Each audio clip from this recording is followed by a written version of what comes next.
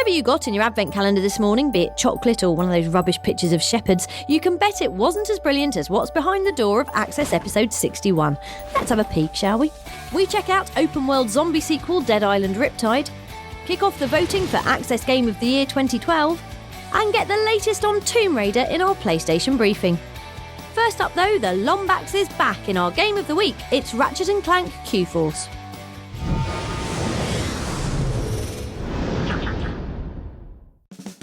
In 2002, a crack platforming duo was released on PS2 to enormous critical and commercial success. Ratchet & Clank promptly escaped from their roots and spawned 10 sequels in 10 years. Today, still wanted by gamers everywhere, they survive in imaginative spin-offs that aren't really about platforming at all. Especially this one that we're about to reveal the name of really very cleverly.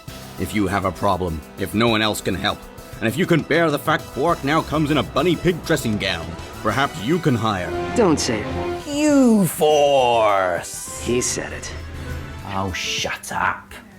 So, Ratchet & Clank Q-Force then, a game that takes your favourite Lombax robot duo, who've been platform royalty since before I even kissed a girl, and makes them do...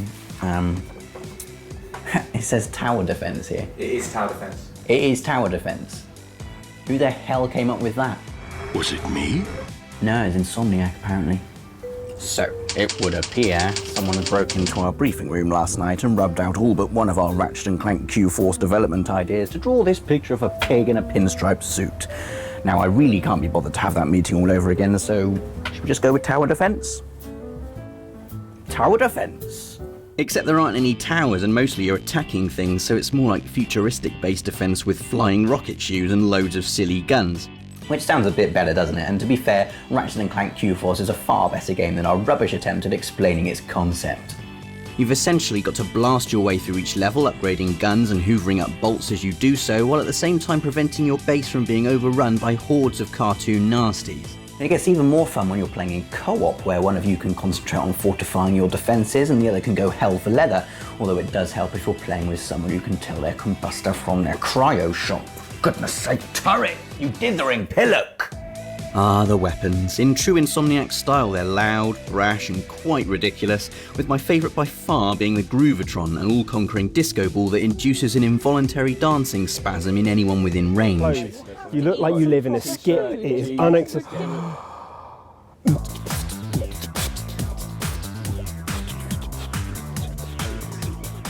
Q-Force is coming soon on PS Vita too and is a cross-buy and cross-play title, meaning you only have to buy it once to own both versions and can play with your mate on their PS3 while you duke it out on the handheld. The home console version is out right now and we recommend it like attaching deodorant cans to your shoes and then lighting a match. We don't really recommend doing that, by the way.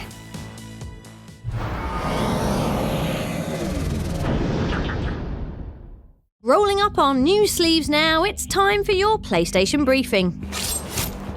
Take a swim. Don't forget your armbands. He can't hear me. He's dead. Welcome to the sneaky, backstabby, faraway shooty world of Sniper Ghost Warrior 2, gearing up for a January release with this sleek-looking trailer. It's running on CryEngine 3, which as we all know is really good at doing jungles, meaning the long-distance head-popping comes with a side order of pretty, an infrared vision mode and the obligatory slow-mo kill cam. Also good at jungles and coming out next year is Tomb Raider, the massive start-all-over-again reboot that sees a wet behind-the-ears Miss Croft cutting her archaeology teeth, and pretty much everything else, in a remote and unremittingly brutal environment. In the spirit of tradition, Lara kills loads of wildlife, so we caught up with developer Crystal Dynamics and asked what is the most endangered animal you can put to the sword. Those chickens are actually extremely rare. They only exist on that particular island. We really wanted to expose Lara's character and create a character arc across the game. So certainly at the beginning, it may not be the Lara Croft that you recognize, but really that's intentional so that along this journey, you can see Lara becoming that hero that you know she'll become. That's your lot for briefing. We'll be back with more news next week.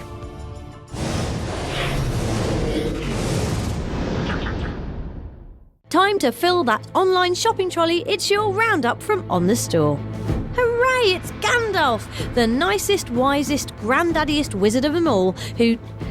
is now a golem-smacking badass in Guardians of Middle-earth, available to download from the store today. This co-op brawler is ideal if you ignored all the story bits in The Lord of the Rings and just skipped to all the fighting.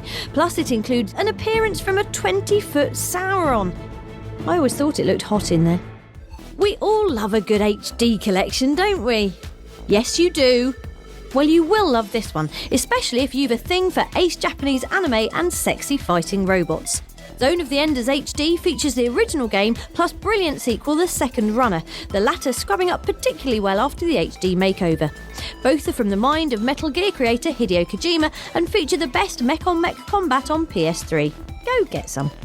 And finally, searing onto PS3 like a heavily armed gamma ray burst is Mass Effect 3 Omega, a hefty chunk of single-player DLC that sees Commander Shepard buddying up with feisty Azari Aria in order to take back her homeworld and look proper brilliant while doing it.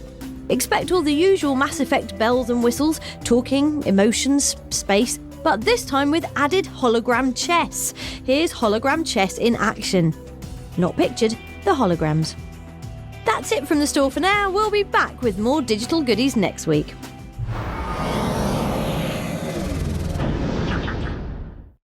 So have you thought about what your game of the year is yet? For me, it'd have to be a toss-up between the new Twisted Metal or Starhawk, one of the two. Mass Effect, probably. Assassin's Creed 3. Gravity Rush for PlayStation Vita, definitely. Good work.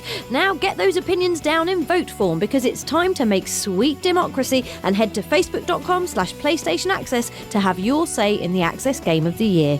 We've compiled a shortlist full of 2012's biggest hits. That's them now whizzing by on your screen.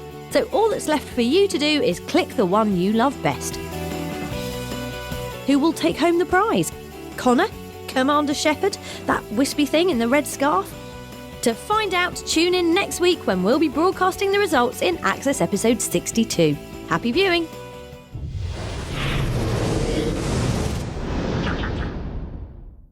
Let's play Guess the Game! Let's see, we've got a CG trailer, two people that love each other loads, now they're crying, and there's sad music. It's got to be a new Dead Island game, right? Yep, there are the zombies. Welcome to Dead Island Riptide, the sequel to last year's undead-bothering, tear-jerking, bottle-cap-collecting cult smash. We recently caught up with publisher Deep Silver to see how the new game was coming along. I don't think anyone could have imagined the sheer amount of enthusiasm that people had for guys like him and for the way we were presenting it in Dead Island. It was important to us to make sure that we have a lot of action and we also display and show and play with the water we were talking so much on Dead Island. Our heroes end up cast away once more on another island of the archipelago called Palanai. And once again, they are in a kind of race against death to find safety and hopefully really escape for good this time. All players told us about what they loved in that island was really the open world feel and the possibilities offered by the action gameplay. So we really knew we had to focus on this kind of thing. But of course we wanted to provide some new elements for returning players. So one of the big additions is going to be the defense hubs. You can live through this classic zombie fiction of how would I defend my home. So we have the barricades in there, we have mines in there. There's a lot of gimmicks and cooperative gameplay involved in this kind of defense missions that adds up a lot to the game. A big thanks to the guys at Deep Silver. We'll have more on Dead Island Riptide before it's released next spring.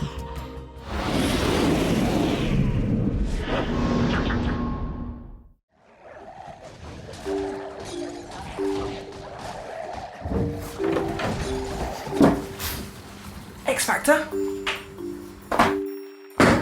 Fine. Actually, it is fine.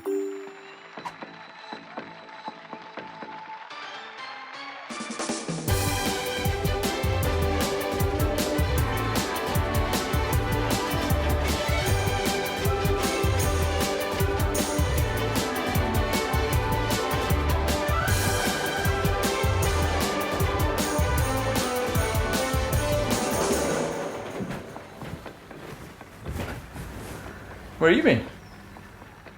I've got no idea. We'll see you next week.